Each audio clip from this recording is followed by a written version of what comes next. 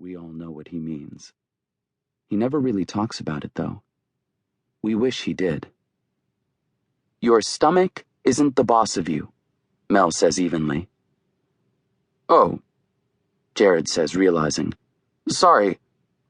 Mel shakes her head, brushing it off. Not what I meant. Your heart isn't the boss of you either.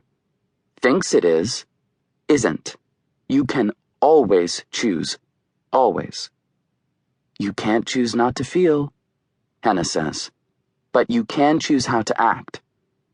Yeah, Jared says. Hard, though. Early Christians thought your soul was in your stomach, I say. There's a silence as a new wind blows across the grass, all by its lonesome, as if saying, Don't mind me. Dad told me once, I say.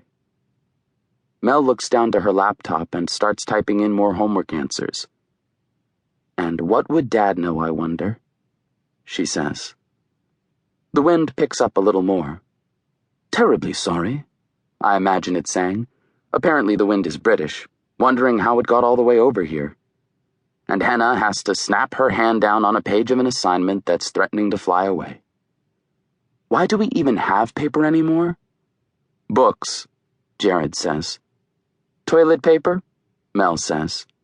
Because paper is a thing, I say, and sometimes you need things rather than just thoughts. I wasn't really looking for an answer, Henna says, tucking the page, a handout on the Civil War that we've all got, under her computer tablet.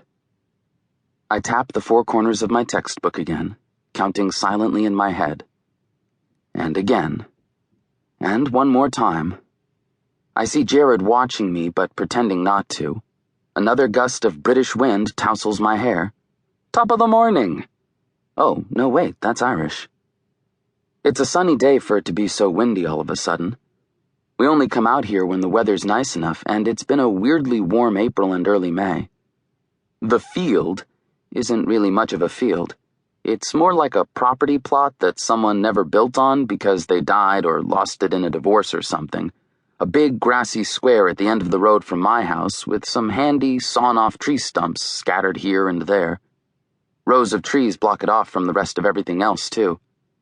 You'd have to make a point of coming back here to know about it, which nobody does as we're so far out in the boonies, it's only actual super thick forest beyond anyway.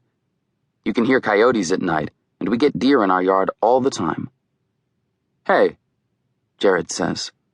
Anyone doing the Reconstruction after the Civil War essay, or is it just me? I am, I say. You are? Mel says, distressed. I'm doing it too. Me too, Henna says.